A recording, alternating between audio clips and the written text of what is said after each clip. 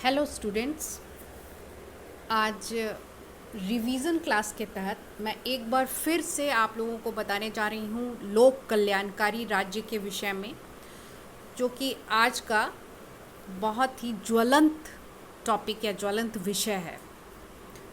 क्योंकि हम आज वेलफेयर स्टेट या लोक कल्याणकारी राज्य में रह रहे हैं, तो यह लोक कल्याणकारी राज्य क्या है इसके कार्य, क्या हैं इसके लक्षण, इन सारे बातों पर आज हम विचार करने वाले हैं। तो चलिए सबसे पहले हम शुरू करते हैं लोक कल्याणकारी राज्य की परिभाषा के स्वरूप के विषय में। जब लोक कल्याणकारी राज्य की परिभाषा की बात की जाती है तो साधारणतया लोक कल्याणकारी राज्य का तात्पर्य एक ऐसे राज्य से होता है जिसके अंतर्गत शासन की शक्ति का प्रयोग किसी वर्ग विशेष के कल्याण के लिए नहीं बल्कि संपूर्ण जनता के कल्याण के लिए किया जाता है। अर्थात लोक कल्याणकारी राज्य एक ऐसा राज्य है जो संपूर्ण जनता के हित में सोचता है। इस दृष्टि से जब हम देखें तो हम यह पाएंगे कि भारत में प्राचीन काल से ही इस लोक कल्याणकारी राज्य की धारणा प्रचलित है। भारत में राम राज्य था और जब हम राजा राम के कार्यकाल को लेते हैं, देखते हैं, तो हम यह पाते हैं कि उस समय जिस राज्य का स्वरूप था वह राज्य लगभग लोक कल्याणकारी राज्य ही था। इसके अलावा जब हम महाभारत की बात करें, मनु और याज्ञवल्क्य की बात करें, तो उसमें भी हम लोक कल्याणकारी राज्य की धारणा को देख सकते हैं।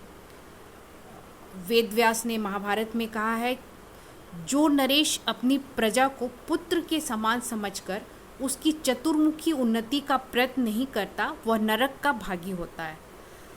तो इस प्रकार हम यह देख सकते हैं कि लोक कल्याणकारी राज्य की धारणा प्राचीन काल से ही हमारे भारत में चली आ रही है। अब हम ये देखेंगे कि लोक कल्याणकारी राज्य की परिभाषा हम कैसे दे सकते हैं।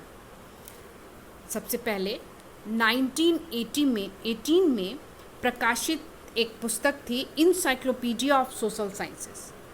उसमें लोक कल्याणकारी राज्य की परिभाषा देते हुए यह कहा गया था कि लोक कल्याणकारी राज्य का तात्पर्य एक ऐसे राज्य से है जो अपने सभी नागरिकों को न्यूनतम जीवन स्तर प्रदान करना अपना अनिवार्य उत्तरदायित्व मानता है। इसके बाद भी माय डियर स्टूडेंट्स, लोक कल्याणकारी राज्य की कई परिभाषाएं दी गई।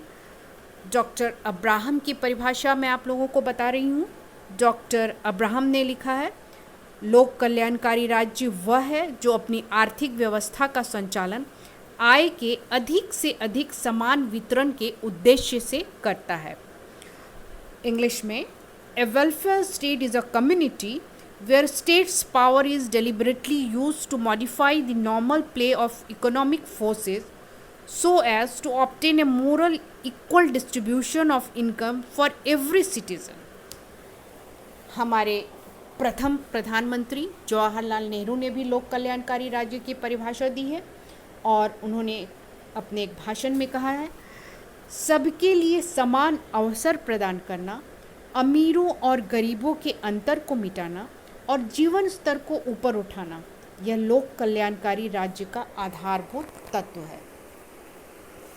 इस प्रकार जब हम इन सारी परिभाषाओं को देखते हैं तो हम ये कह सकते हैं कि लोक कल्याणकारी राज्य एक ऐसा राज्य है जिसमें राज्य के कार्यक्षेत्र का विस्तार हो जाता है और वह व्यक्ति को एक सर्वोत्तम जीवन की ओर ले जाता है।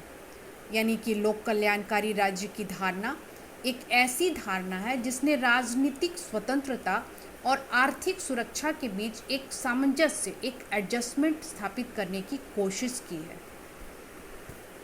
इन परिभाषाओं के आधार पर अगर हम लोक कल्याणकारी राज्य के लक्षणों की बात करें तो विद्यार्थियों, हम ये कह सकते हैं कि लोक कल्याणकारी राज्य में सभी व्यक्तियों के आर्थिक सुरक्षा या इकोनॉमिक सिक्योरिटी की व्यवस्था की जाती है और ऐसे राज्य में सभी व्यक्तियों को रोजगार कैसे मिले इस बात का ध्यान रखा जाता है। सभी व्यक्तियों को न्यूनतम जीवन स्तर की गारंटी दी जाती है और अधिक से अधिक समानता की स्थापना करने की चेष्टा की जाती है। ये तो लोक कल्याणकारी राज्य की आर्थिक सुरक्षा के लक्षण कहे जाते हैं। और जब हम राजनीतिक सुरक्षा की बात करते हैं तो प्रत्येक लोक कल्याणकारी राज्य में लोकतंत्रीय शासन या डेमोक्रेटिक गवर्नमेंट की स्थापना की बात कही जाती है। सभी नागरिकों को स्वतंत्रताएं दी जाती हैं और सभी नागरिकों को सामाजिक सुरक्षा की व्यवस्था भी की जाती है।